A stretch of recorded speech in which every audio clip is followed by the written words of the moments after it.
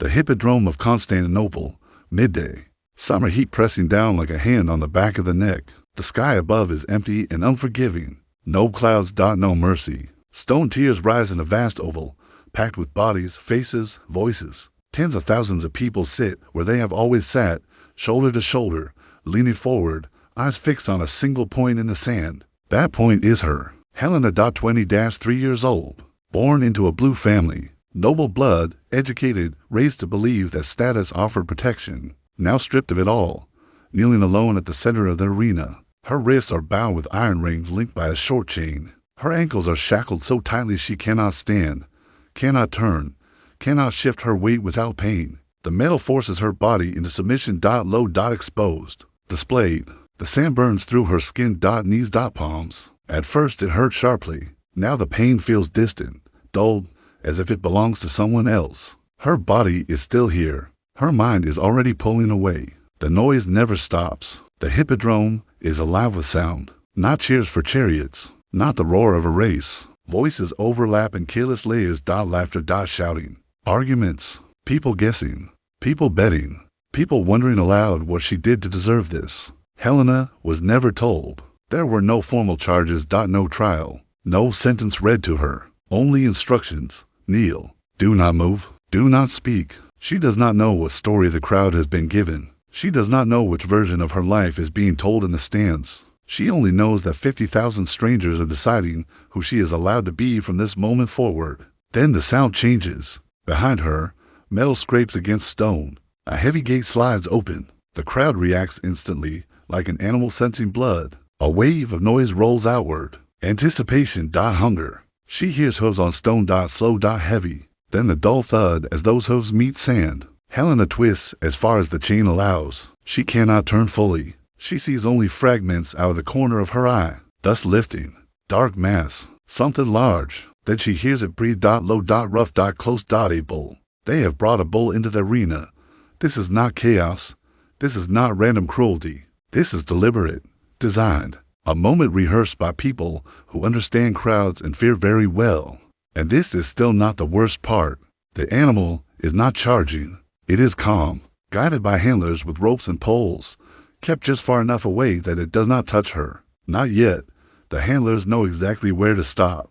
They want her to hear it, to imagine it, to feel the heat of its body without contact. The crowd begins to chant, not her name, not for mercy, for the moment itself, for the spectacle they came to see. Helena's breathing turns shallow. Her shoulders tremble.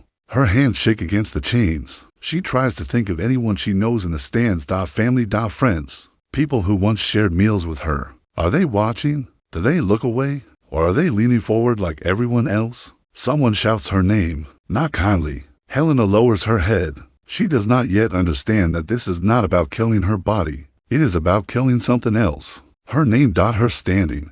Her future. Her place in the world. She does not know that others have already died in this arena this week. She does not know that men in shaded imperial seats above believe this is the safest way to control a city. She only knows that the bull is now close enough that she can feel its presence behind her, though it has not touched her, and no one moves to stop what might happen. This is not the moment when something goes wrong. This is the moment when the system works exactly as designed. To understand why Helena is here, you have to understand what this place really is. The Hippodrome was built to look like entertainment. A long track, bright banners, painted chariots, drivers treated like heroes. On race days, it was color and noise and celebration. But beneath the sand were corridors, holding cells, passageways hidden from the crowd, rooms where people waited, sometimes for hours, sometimes for days. Before being brought into the light, the Hippodrome was not just an arena. It was infrastructure. A space where the emperor could look down and see the entire city gathered in one place, where loyalty could be measured by where people sat, what colors they wore, how loudly they cheered, where obedience could be rewarded publicly and disobedience punished just as publicly. What is happening to Helena did not begin with her arrest.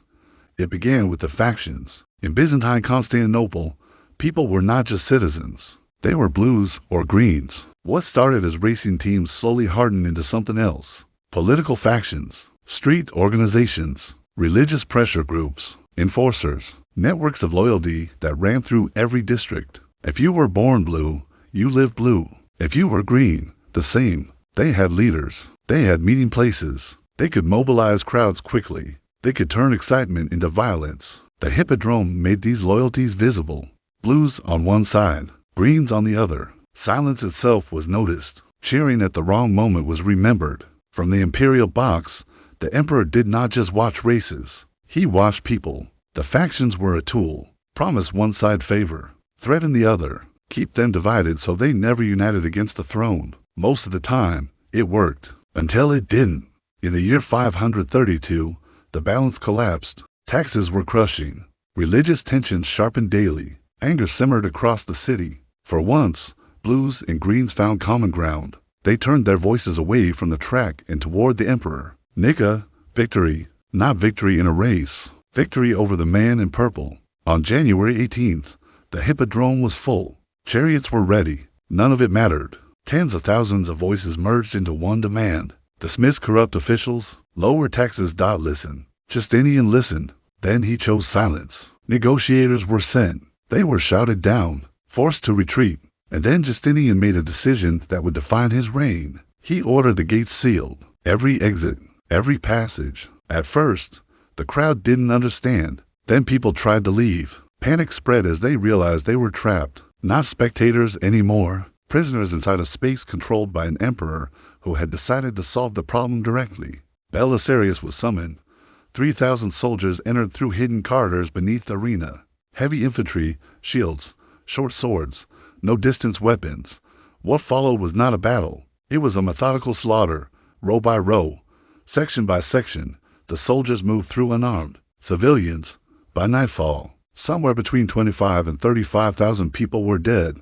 The Hippodrome became a mass grave. The message was clear: never unite against the emperor again. But that massacre was only part of the lesson. While soldiers killed indiscriminately, officials moved with lists. They looked for names, leaders, wealthy backers, families connected to dissent.